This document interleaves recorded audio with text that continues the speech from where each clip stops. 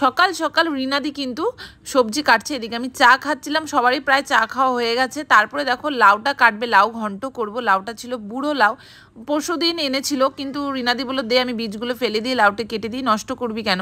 তো আমার বর খেতে চাইলো যে লাউ ঘন্ট মাছের মাথা দে, তাই মাছের মাথা অলরেডি নিয়ে আসলো। ওর বরাবরই লাউ খুব পছন্দের, যে লাউ ডাল লাউ ঘন্ট যে কোনো কিছুই লাউ ভালো লাগে, কিন্তু মাছের মাথা দিয়ে হলে তো সেটা আরও বেশি ভালো লাগবে।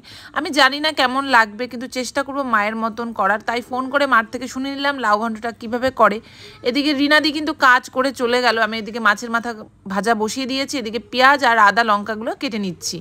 এদিকে দ্রুতির খাওয়া হয়ে গেছে, ওর কিন্তু আবার মর্নিং স্ন্যাক্স খাওয়ার সময় হয়ে গেল।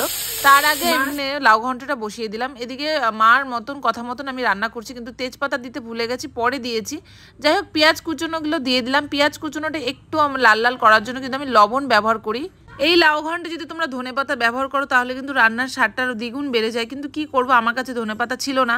এদিকে বাড়িতে একটা বিলেতে ধনেপাতার গাছ ছিল, সেটাও কিন্তু মরে গেছে, কারণ বাড়িতে আমাদের বর্ষাকালে প্রচুর জল হয়, তার জন্য সেটাও মরে গেছে, কিচ্ছু করার নেই। এদিকে আমি দেখো আদা থেতো করে লঙ্কা এগুলো সব দিয়ে দিলাম, মাছের মাথাগুলোও দিয়ে দিলাম, এদিকে জিরের গুঁড়োও দিয়ে দিচ্ছি। মাছের মাথাগুলো একটু ভেঙে নেব, তারপরে ভেঙে পরে কিন্তু আমি কুচনো লাউগুলো দিয়ে দেবো। এবার কুচনো লাউ নুন হলুদ দিয়ে আমি এটাকে ঢেকে রাখবো, কারণ লাউ থেকে কিন্তু জল ছাড়বে। দেখো অলরেডি কিন্তু লাউয়ের থেকে জল ছেড়ে দিয়েছে, এটা কিন্তু আর একটু লো টু মিডিয়াম আঁচ করে আমি এটা আবার ঢেকে রাখবো, কারণ এটাই লাউটা সেদ্ধ করবে। যেহেতু বললাম বুড়ো লাউ, সেদ্ধ হতে একটু টাইম লাগবে। আর এদিকে দেখো আমি রান্নাঘরে সবসময় চটের বস্তা ব্যবহার করি, কারণ সবসময় রান্নাঘর জানোই বেসিনের সামনে ভেজা থাকে। দ্রুতি খেলাধুলা করে, তার জন্য আমি এই ব্যবহারটা করি। এদিকে আমি রান্নার মধ্যে কিন্তু চিনি ব্যবহার করি, অনেকেই আবার চিনি ব্যবহার করো, সেটা করতেও পারো নাও করতে পারো। যাই হোক আমার একটু চিনি মিষ্টি মিষ্টি বা ঝাল ঝাল বেশ ভালো লাগে। এদিকে কবিতা কিন্তু দ্রুতির সাথে খেলা করছিল, না হলে আমি ওদিকে রান্না করতে পারছি না, কারণ এই দেখো আমাকে দেখলেই ও আমার সাথে খেলা করতে চায়। তো সেজন্যই আমি যতটা পারি আমাকে না দেখানো, তো কী করবো, দেখছিলাম অনেকক্ষণ ধরে দেখছি না, তাই ভাবলাম একটু দেখা করে আসি। এদিকে দেখো আম্মা কিন্তু শুয়ে আছে। তারপরে ভাবলাম মিড মর্নিং স্ন্যাক্সের টাইম হয়ে গেছে, এদিকে ফলটা বের করতে হবে। তো কি ফল বের করব ভাবছিলাম, এদিকে ছিল আপেল, নাশপাতি, মৌসুমি। তো ভাবলাম তাহলে দ্রুতির পছন্দ মতনই ফলটা বের করি। ওর মৌসুমি কিন্তু খুব ভালোবাসে, এটা নিয়ে একদম বায়না করে না, আপোষেই খেয়ে নেয়।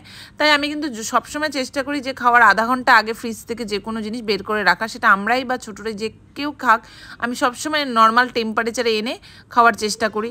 এদিকে দেখো লাউ ঘন্টটা কিন্তু জল ছেড়ে এসছে, আর একটু কষিয়ে কিন্তু নামিয়ে ফেলবো। দেখো ফাইনালি আমার হয়েও গেছে। এদিকে কিন্তু আম্মার ভাত বেড়ে দিলাম, আম্মাকে ডেকে দিলাম, আম্মা খেতে বসে পড়ে গেছে। লাউ ঘন্টটা কিন্তু মোটামুটি ভালোই হয়েছিল, খুব ভালো হয়নি, ভালোই হয়েছিল।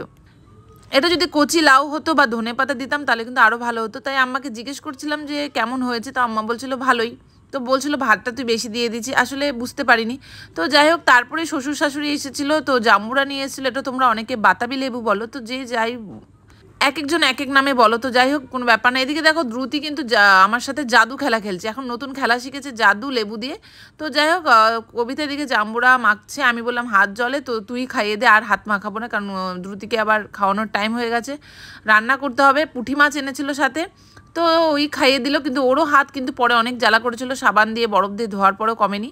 তারপরে দেখো এই যে পুঁটি মাছ এনেছে, এদিকে কিন্তু আমি পালং শাক বসিয়েছি। তো আজকের ভিডিওটা এখানেই, দেখা হচ্ছে নেক্সট ভিডিওতে। সবাই ভালো থেকো, সুস্থ থেকো, টাটা বাই।